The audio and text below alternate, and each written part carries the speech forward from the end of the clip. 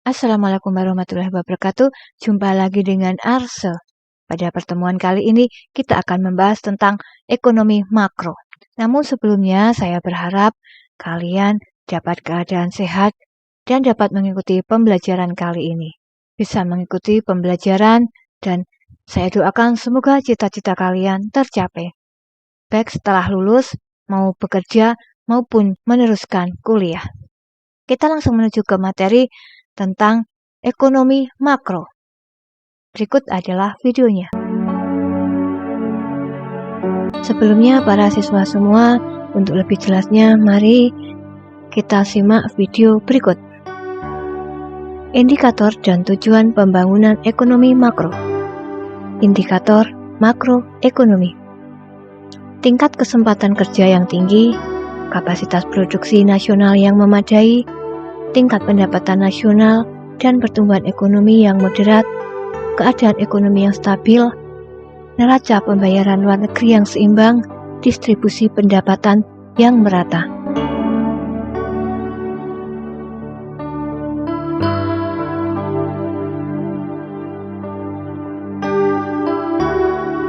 Tujuan pembangunan ekonomi makro. Mengusahakan inflasi pada tingkat yang moderat, mengusahakan tingkat kesempatan kerja yang tinggi, dan mengusahakan tingkat kapasitas produksi yang tinggi.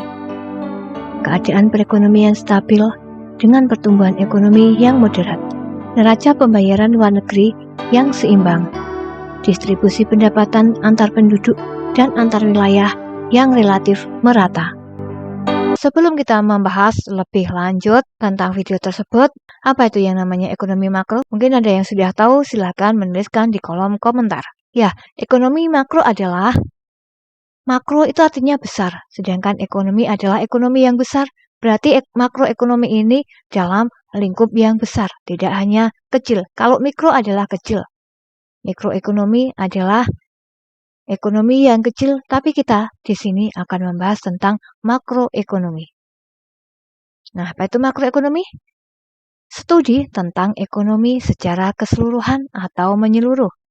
Makroekonomi ini menjelaskan tentang perubahan ekonomi yang mempengaruhi banyaknya masyarakat, perusahaan, pasar. Fungsinya juga untuk menganalisis cara untuk mempengaruhi target kebijaksanaan serta pertumbuhan ekonomi, stabilitas harga, tenaga kerja, pencapaian keseimbangan, neraca, dan kesinambungan.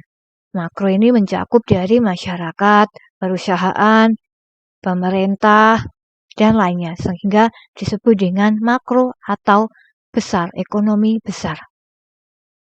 Nah, kita bahas tentang indikator dan tujuan pembangunan ekonomi makro. Indikator makro tadi sudah ada di dalam video, yaitu tingkat kesempatan kerja yang tinggi. Nah, pada suatu negara pasti ada usia produktif. Di sini mereka berkesempatan untuk bekerja. Nah, untuk mendapatkan pekerjaan pada suatu negara ada yang sulit dan ada yang mudah. Bagi yang perekonomian baik dalam suatu negara pasti akan dapat mudah untuk mendapatkan kesempatan kerja bagi putra-putri bangsanya. Berikutnya, kapasitas produksi nasional yang memadai. Nasional atau pemerintah ini telah memproduksi dengan produk yang dapat mencukupi masyarakatnya, baik masyarakat yang kecil maupun masyarakat yang besar, semuanya terpenuhi dari kapasitas produksi suatu negara tersebut. Berikutnya, tingkat pendapatan suatu negara dan pertumbuhan ekonominya yang moderat. Nah, tingkat pendapatan suatu negara ini dapat mempengaruhi kekayaan suatu negara. Ekonomi yang stabil juga dapat mempengaruhi indikator dan tujuan pembangunan makro. Misalnya, pada suatu negara yang berkonflik akan menimbulkan ekonomi yang tidak stabil, berbeda dengan negara yang tenang, tidak ada masalah, tidak ada perang, tidak ada konflik. Nah, di sini ekonominya akan lebih stabil dibanding negara yang sedang berkonflik.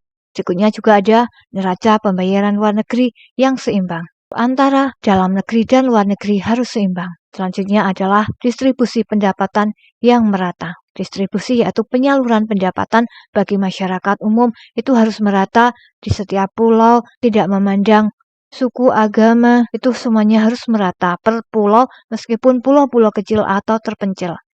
Itulah tadi tentang indikator tentang makroekonomi.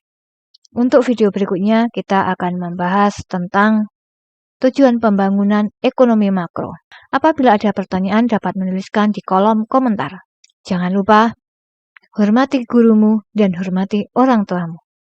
Saya akhiri, banyak salam mohon maaf. Assalamualaikum warahmatullahi wabarakatuh.